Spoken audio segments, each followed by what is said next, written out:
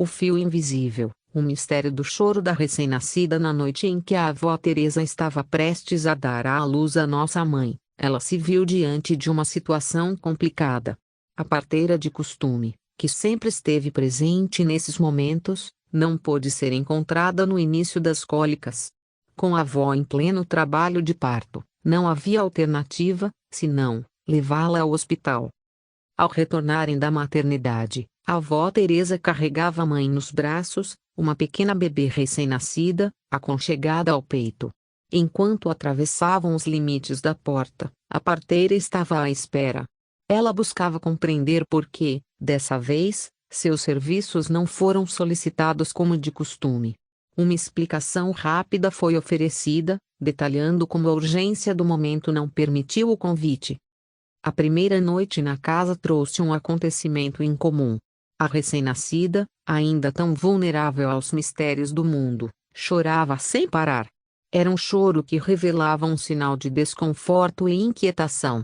A avó, exausta do esforço do parto e das últimas semanas, procurava decifrar os motivos do choro incessante.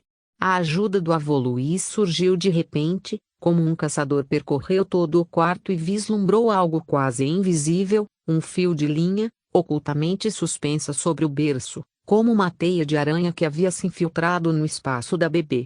Uma visão tão delicada, mas trouxe o entendimento. O fio, quase imperceptível, causava cócegas, provocando seu choro incessante. Instintivamente, o vô alcançou uma tesoura e cortou o fio, libertando o berço do intruso invisível. Foi um gesto simples, que imediatamente trouxe alívio e eles puderam ficar em paz. Alguns dias depois, retornou a parteira, sua figura marcada por uma mudança dramática. Um de seus braços vigorosos, agora estava ausente, como se a própria vida tivesse impingido uma transformação abrupta e inesperada. O lobisomem na calada da noite, quando a escuridão envolvia a paisagem, histórias aterrorizantes de lobisomens emergiam das sombras, enviando arrepios pela espinha de todos que ousavam ouvir. Uma dessas histórias ocorreu quando Bé voltava de um baile de Paulínia, em meio às primeiras horas da madrugada, entre 4 e 5 horas. Ele viu uma fogueira ardendo no horizonte, ao lado de um vulto misterioso de costas. Sua curiosidade o levou mais perto, e quando o vulto virou de frente, um tremor gélido percorreu seu corpo. Diante dele era um homem, mas não um homem comum, um homem peludo e selvagem, que parecia saído dos cantos mais sombrios da imaginação. Em um instante, o homem peludo fez um movimento brusco, como se fosse correr na direção dele. Aquele encontro fugaz, repleto de terror, levou Bé a pisar fundo em sua caminhonete. Mas o medo era tão paralisante que ele não ousou olhar pelo retrovisor, receoso de encontrar o olhar sinistro da criatura atrás. Contudo, essa não foi a única vez que a lenda do lobisomem assombrou a região. Na chácara do seu titi, Bé ouviu rosnados selvagens e latidos enlouquecidos de cachorros ecoando do fundo da propriedade. Uma sensação de pavor se manteve pelo ar, enquanto os arrepios da noite se misturavam à crescente ansiedade de se esconder. Também desta vez, não teve coragem de olhar e se certificar do que se tratava. Até nas ruas da cidade, ninguém foi salvo do enigma do lobisomem. Na rua Havaí, a escuridão trouxe um silêncio pesado, apenas quebrado pelo mesmo som de latidos e rosnados apressados e assustadores. Nenhum dos moradores ousou olhar para a rua. Aquele barulho que estava além dos limites da razão. Se encolheram em suas casas em um pacto de medo e silêncio. Há ainda uma terceira história, a mais intrigante de todas. A casa da tia Neide se tornou o palanque de um encontro aterrorizante com o desconhecido. A namorada de Décio, Rose, não resistiu brincar com um enorme cachorro que estava passando por ali, atraída pela inocência do bicho peludo.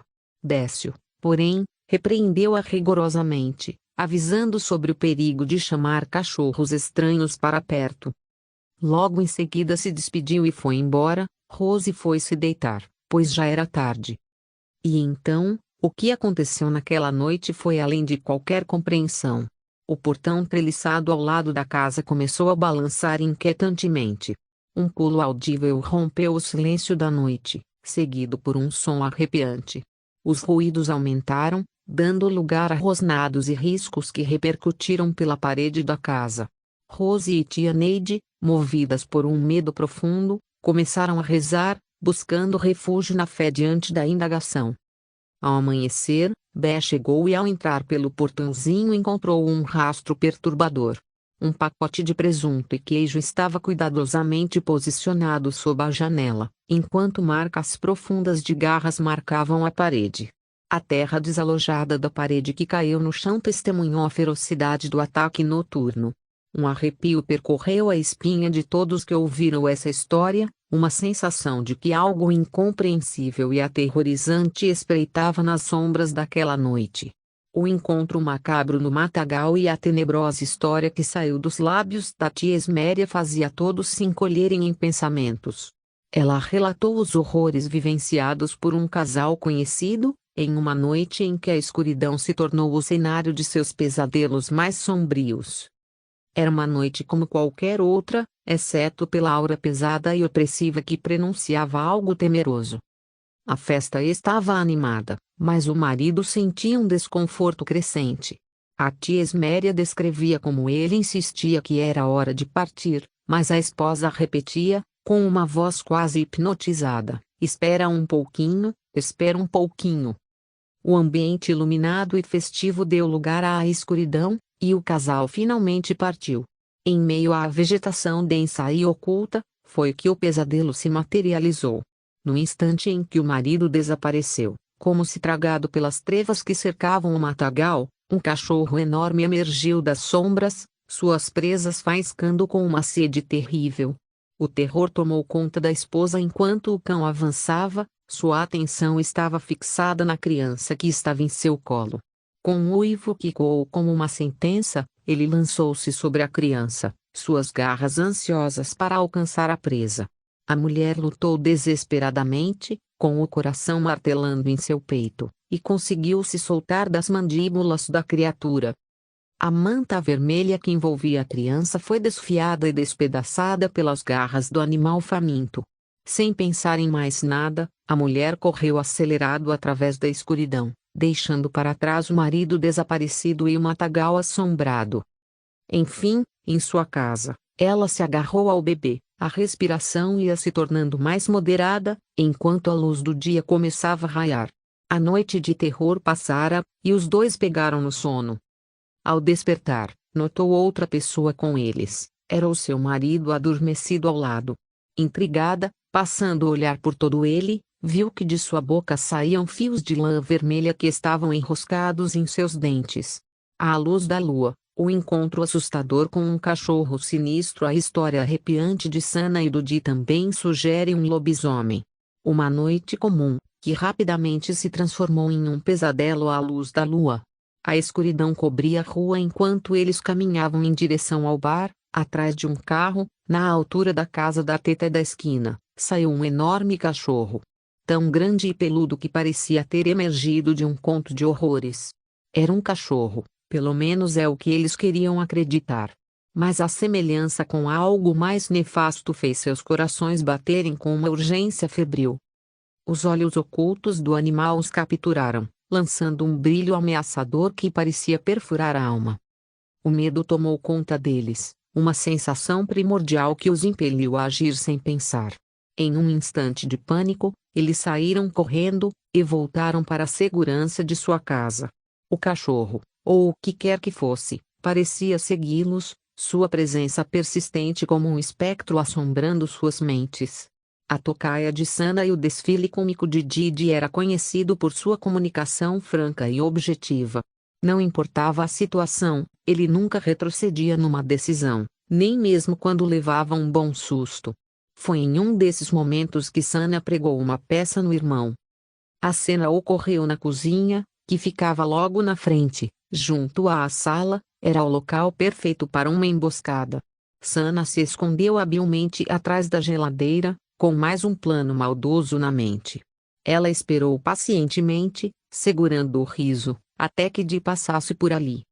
O momento chegou, e Di, alheio ao que o aguardava, cruzou o caminho de Sana. Foi então que Sana deu um grito ensurdecedor e um pulo espetacular. O susto foi instantâneo, e Dee saltou no ar, os olhos arregalados, o coração disparado pela surpresa.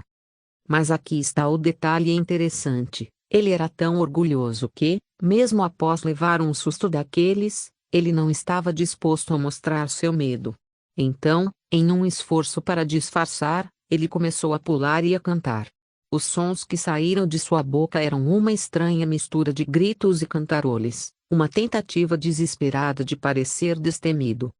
Ele continuou sua atuação, pulando e cantando, enquanto avançava pela casa em direção aos fundos. Seu rosto estava vermelho de constrangimento, mas ele não colocou o orgulho de parte, nem mesmo sob pressão. Enquanto isso, Sana e Neo rolavam no chão por conta dessa apresentação improvisada. Dee, percebendo que sua tentativa de parecer corajoso estava se tornando piada, ficou ainda mais bravo. Seus olhos faiscavam de raiva enquanto ele continuava pulando e cantando, e o coro de risadas ao seu redor só o deixava ainda mais frustrado. No final, Dee se entregou ao riso também. Sabem como é: se você não pode vencê-las, junte-se a elas.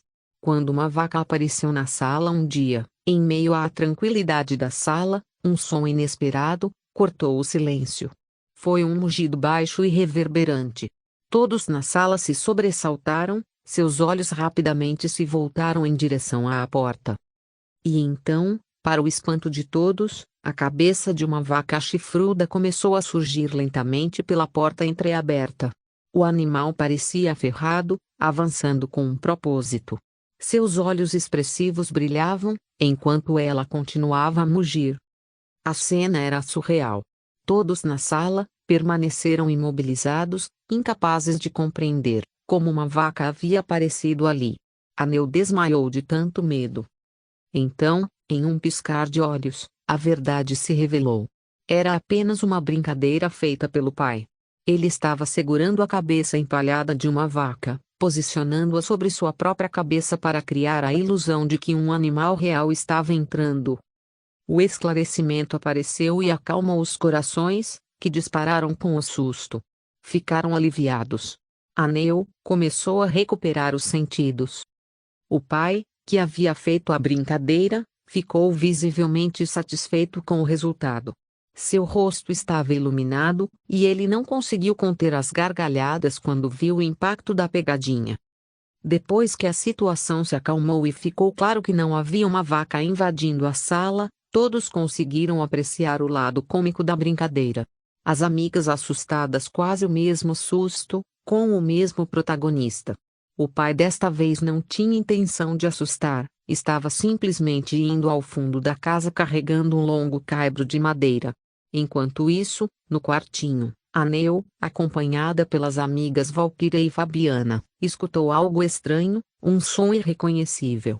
Ela sabia que não havia mais ninguém em casa, não conseguiu ficar indiferente e perguntou às amigas: "Vocês ouviram esse barulho?" Curiosas, as três meninas resolveram investigar o que estava acontecendo. Com passos cuidadosos, seguiram na direção do som, que as levou até a área de entrada da casa, onde puderam ver um pedaço fino e comprido de madeira se movendo lentamente. O que elas não conseguiram ver, no entanto, era quem estava segurando aquela longa peça. A incerteza e a falta de visão transformaram aquele objeto comum em algo misterioso e ameaçador aos olhos das meninas. O medo começou a se infiltrar, como uma sombra fria e paralisante na mente das três meninas. Movidas pelo instinto de proteção, sincronizadamente, uma subia sobre a outra, formando um amontoado humano, enquanto continuavam a gritar e gritar. O pai, por sua vez, ficou totalmente confuso com o impacto que seu movimento havia causado. Ele carregou o caibro com seriedade, concentrado em sua tarefa, sem perceber o estado de medo em que sua filha e amigas se encontravam. Foi somente quando as meninas explodiram em gritos e exclamações que ele finalmente interrompeu sua atividade e perguntou, com uma expressão encabulada: "O que foi?" Sua voz denotou genuína falta de entendimento da situação. As meninas, ainda em estado de choque, Queriam explicar o que haviam imaginado, mas suas palavras eram confusas e cheias de acanhamento. Para elas, aquele momento havia sido uma experiência intimidadora. O pai, por outro lado, não tinha a menor ideia do efeito que seu simples ato havia causado. Para ele, era apenas mais um dia comum em sua rotina doméstica. Aos poucos, a tensão se dissipou, e as meninas começaram a perceber a natureza inofensiva do que testemunharam. Foi uma lição sobre como o medo pode distorcer a realidade. O desaparecimento da mãe quando crianças. Assim que começávamos a brigar, a mãe não queria perder o controle da situação, então apelava, às vezes queria desaparecer. Eu vou desaparecer. E ela simplesmente sumia da nossa vista. Era um jogo que ela gostava de fazer, um jogo de esconderijo. E sempre, isso tinha um efeito poderoso nos nossos pequenos corações. Quando ela começava a falar sobre desaparecimento, a tensão crescia. Rapidamente, deduzimos que ela tinha se escondido, mas não podíamos evitar sentir uma pontada de preocupação. A intenção dela esperava que começássemos a procurá-la e ficássemos angustiados com seu desaparecimento. Alvoroçadamente ao procurá-la, nos culpávamos mutualmente e dizíamos coisas como: "Você vê? É sua culpa, a mãe se foi por sua causa."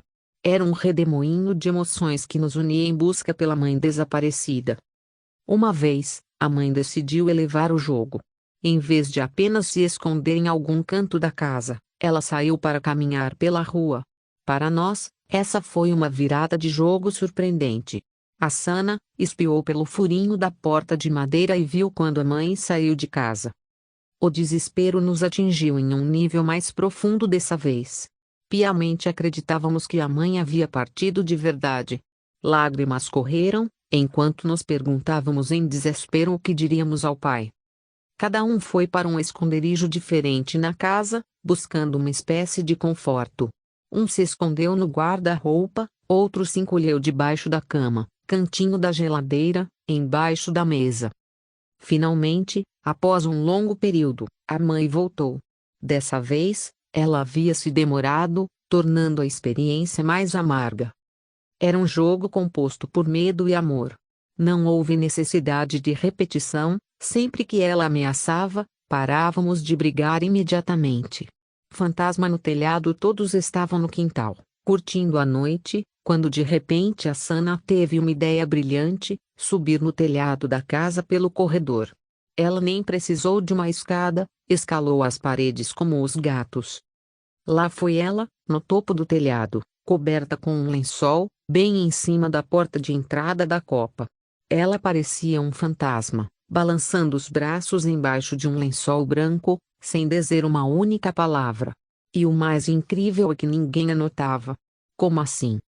Mas a Sana não estava satisfeita em ser apenas uma fantasma silenciosa. Para ser percebida, bateu o pé contra o telhado, com força, e o primeiro a olhar para cima foi Salvador. Ele ficou lá, imóvel, tentando entender o que diabos estava acontecendo.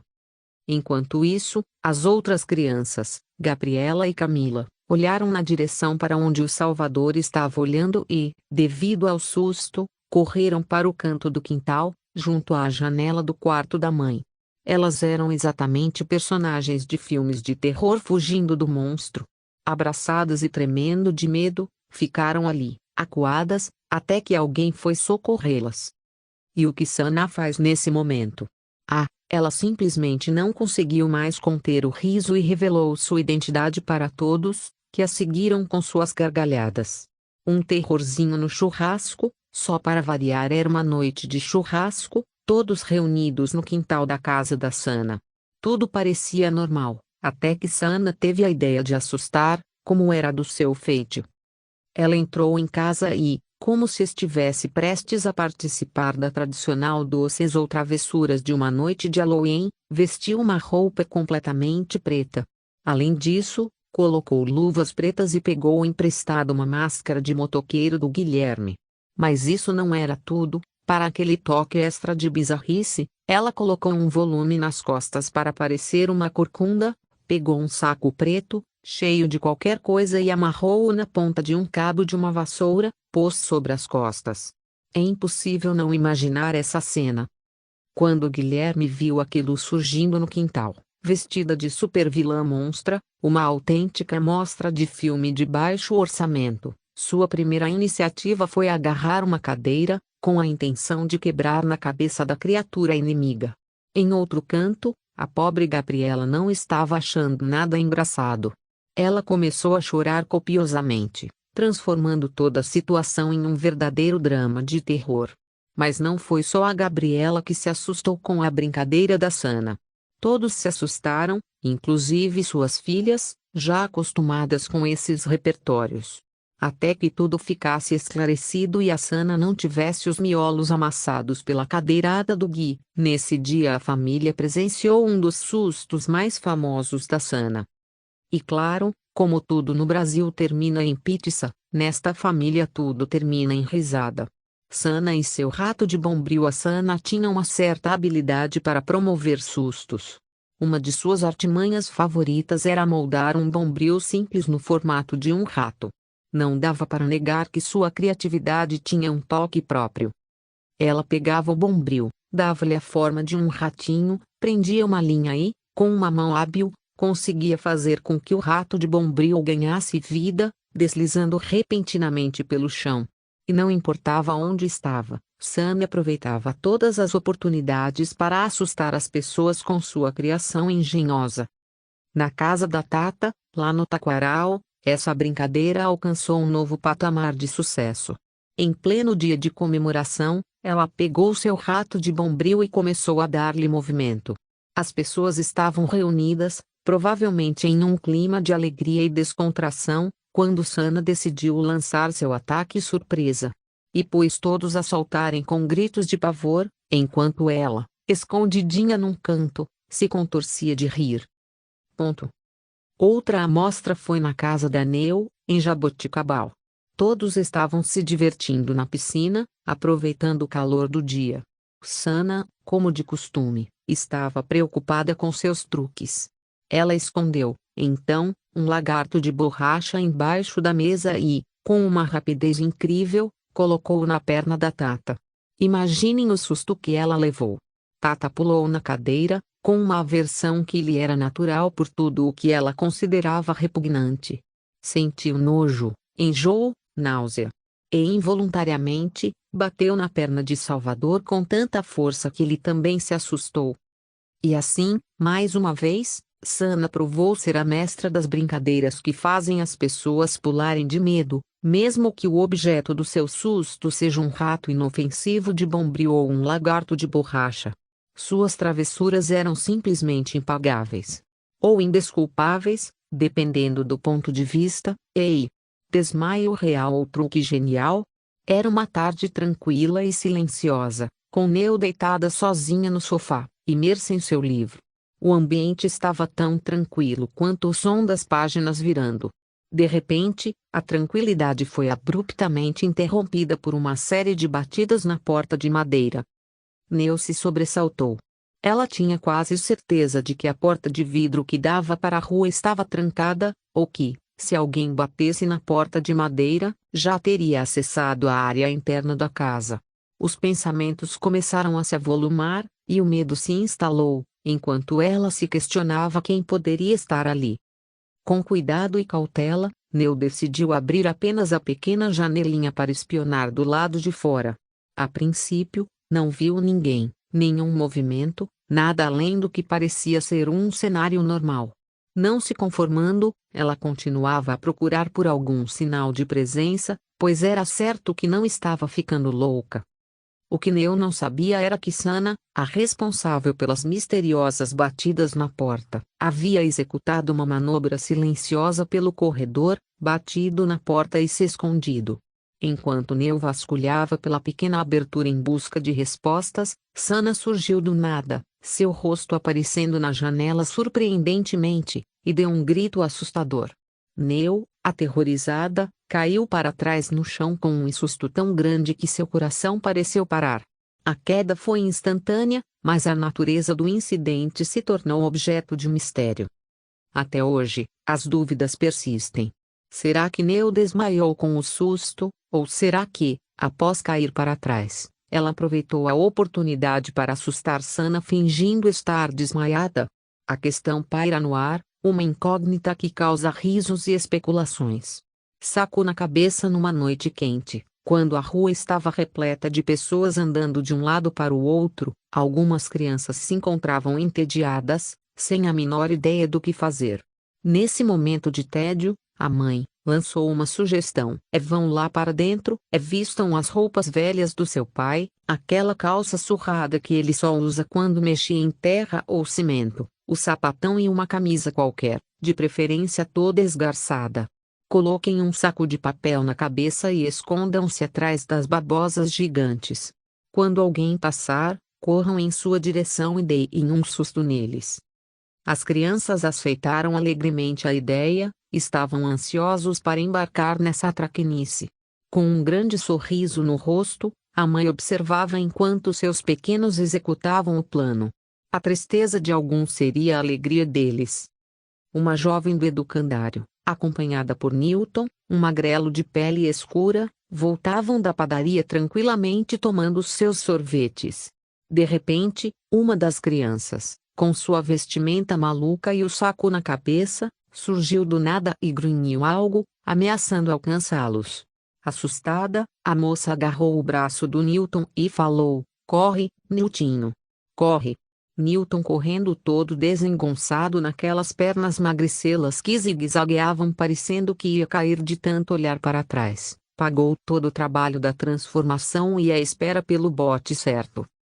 Até mesmo a irmã de Fernanda, a amiga da Neu, teve sua dose de susto. Era uma senhora gordinha com uma aparência que não inspirava muita inteligência. Ela foi apanhada por essa trupe de malucos. As crianças, ao perceberem a expressão de medo no rosto dela, sentiram um pouco de pena. Mas, no fim das contas, a mãe deu vida a uma noite que nunca seria esquecida. E, como bônus, elas aprenderam uma lição sobre como uma simples brincadeira poderia fazer desaparecer o tédio e ainda render histórias para contar.